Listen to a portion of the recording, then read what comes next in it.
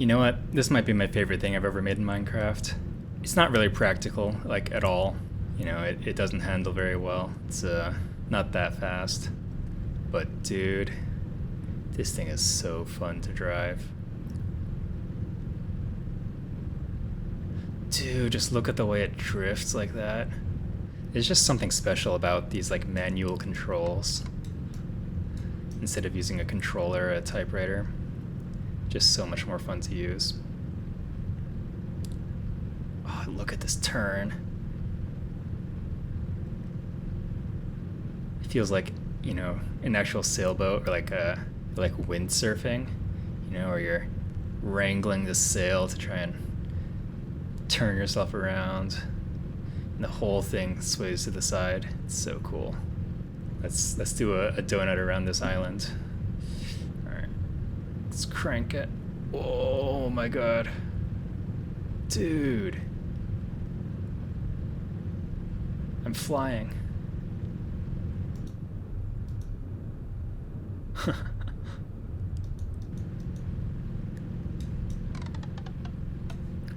let's come back down.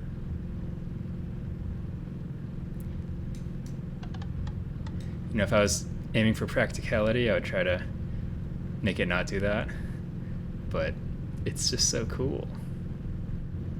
I don't know if I've ever had this much fun driving a vehicle in a video game, like, ever. Dude, I could just do this for hours. Alright, let's take a look at this thing and see how it works. So first of all, it's a hovercraft, so we've got the encased fans with the nozzles on them. And that's how it hovers above the water. But it's also got a bunch of levitite in it. There's some in the back here and in the front. There's also some hidden in these side things, and then there's one on top. The way it moves forward is with this thruster in the back. This is powered by gasoline. There's a tank running through the middle of the hull.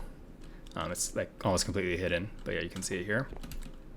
So the fans are run by the diesel engine, which is fed by the same tank of gasoline that's also feeding this thruster. And then the way it steers is with this big sail on the front.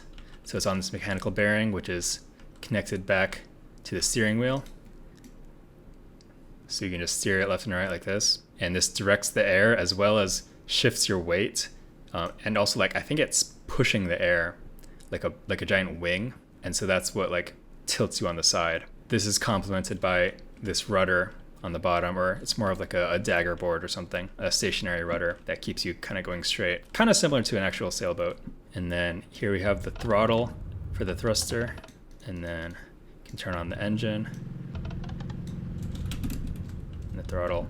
So all your controls are right here, accessible from the seat, and it's all physical manual controls, which I just love. It's so much fun. So you just turn on the thrusters and steer. And like, I love how you just have this very granular control over your steering. It feels like you're very much part of the boat or the hovercraft, whatever it is. You have very tactile control over it. And you can do these crazy turns, going like all the way on your side. Whoa, like drift around the corner. And then if you steer it to the opposite side, I think it's like pushing the air, like pushes you back upright. I'm not exactly sure how it works, but it just kind of does that. See, I'm going this way, and then I push it the other way, and then I go back upright. I find you don't want to put the throttle too high. Around 11, maybe 12 is about the max I'd recommend, or else it starts like flying and doing weird stuff. But oh, look at that.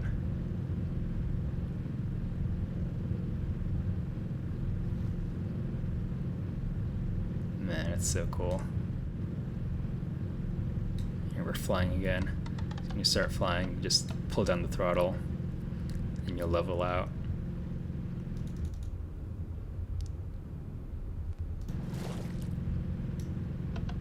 Alright, you can put it back up. So yeah, you could just make like a levitite submarine, basically. You know, one of those aircraft that just kind of balances itself with the levitite. You just put propellers on it or thrusters, and it would be way more practical than this. But dude, this thing is just so much fun to drive. So this is my submission to Goshva's hovercraft competition. Originally, I was trying to make something like really cool with reaction wheels and active stabilization, but it wasn't really working out. I needed like so much redstone to make it actually work. I just didn't have the space for it. So I instead decided to make some sort of sailboat, and this is what came out. And I'm so happy with it. It's like not that stable. It's not that fast, not that maneuverable. It's like, you know, as a vehicle for getting to places, it's not that great. But as a recreational vehicle, just for fun, you know, enjoy the sunset, the infinite sunset since I froze time. Dude, it's awesome. So for the technical specs, it's running on a single diesel engine, fed by a gasoline tank of 72 buckets, so it can last a long time. Just got this one thruster in the back here. It's got a bunch of levitite, no gyroscopes, no propellers, nothing. It's just kind of passive stabilization from the levitite as well as the weight distribution. And then you can also probably see there's a docking connector here to refuel, and then the steering is just all done with the steering wheel. And that's all it does. Okay, Wiki from the future here. So if you want to use this schematic for yourself, there are a couple things you'll have to do. So once you print it, first you assemble, and then you're going to have to fuel up the fuel tank. So if you're in Creative, you can just do it like this. But if not, you can use a docking connector. So you just hook it up to your gasoline source. And then to get the engine started, you'll have to first turn on the engine. So make sure this redstone link is off. Then also make sure the fans are off with this switch. So if these are on, then that's no good. I'm gonna turn that off. And then you'll come over here and just put a little bit of fuel into this engine. And then it should either do that or get started. So if it does that, just replace it. And then you'll have to replace the redstone link. This thing uses a diesel engine. And in the blue slot, it's a blue hot air envelope. So just like this. All right, and then it's just a bug with the schematics and the directions of engines. Once you've got that going, you can turn it back on, and you might see it's going backwards this time. So you just want to go back over to here and swap the rotation. And now it's going forwards again. All right, so when you're done fueling, you can just disconnect, and it should be hovering.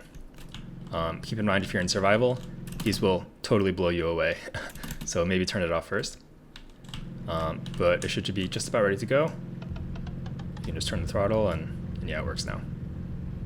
I feel like I've always just been trying to make the most practical aircraft, stuff that's useful in survival and easy to build and easy to control. But it's nice to take a break from that and just have something that's just fun to drive.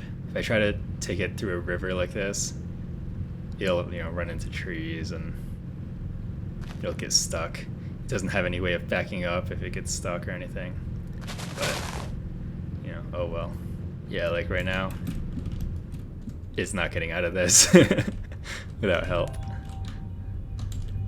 I actually tried installing a fan on the front so that you could reverse. But it just wasn't powerful enough to overcome the drag of the levitite. So I just gave up on it. I just said, this vehicle doesn't have to be practical. Anyways, that's it for the video. I'll have the schematic download in the description for this. So I hope you enjoyed this. Go make some impractical and fun vehicles for yourself. Have fun with it. So thanks for watching. Bye.